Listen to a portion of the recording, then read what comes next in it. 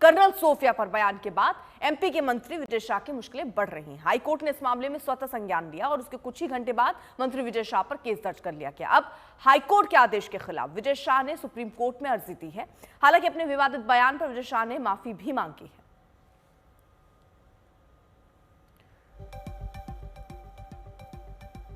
तो हाईकोर्ट ने स्वतः संज्ञान लिया है, एफआईआर दर्ज हो चुकी है। विवादित बोल पर अब खुद ही मंत्री साहब फंसते नजर आ रहे हैं। माफी जरूर मांग ले, लेकिन ऐसे बयान निकल कैसे जाते हैं, ये एक बड़ा सवाल है। आप किस जगह पर हैं, कहां बोल रहे हैं और उसमें क्या बोल रहे हैं, क्या इतना भी एक मंत्री को नहीं समझ होना चाहिए, ये भी एक बड़ा सवाल है। हाईकोर्ट ने देखिए खुद यहां पर स्वतः संज्ञान लिया है और एफआईआर दर्ज हो चुकी है।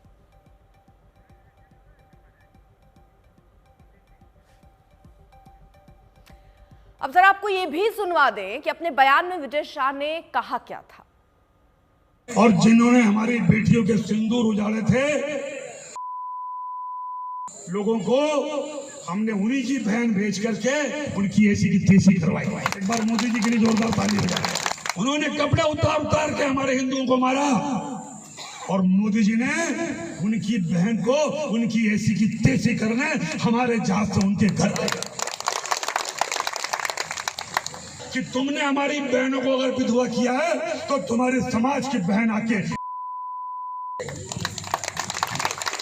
देश का सम्मान, मान सम्मान और हमारी बहनों का सुहाग का बदला तुम्हारी जाति की समाज की बहनों को पाकिस्तान भेजकर अगर कोई ले सकता है।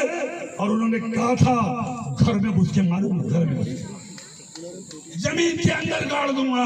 अगर आपने प्रधानमंत्री का भाषण सुना हो, जमीन के अंदर गाड़ दूंगा। अरे 3-3 मंजिल के नीचे आतंकवादी पाकिस्तान में बैठे थे। बड़े बम से पहले ऊपर का छत उड़ाया, फिर बीच की छत उड़ाई और अंदर जाके उनके परिवार की ऐसी की तैसी। ये सिर्फ 56 इंच का सीने वाला ही। तो विवाद बढ़ने के बाद विजय शाह ने मामले में माफी भी मांगी। माफी मांगकर क्या कहा, आप जरा वो भी सुन लीजिए। हम लोग मिलिट्री का और सोफिया बहन का अपमान का सोच भी नहीं सकते।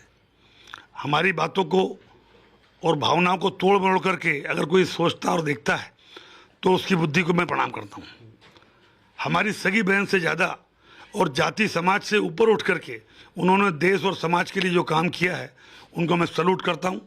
अगर उनको या किसी को भी मेरे उन बातों से कोई दुख हुआ हो तो मैं 10 बार क्षमा मांगता हूँ।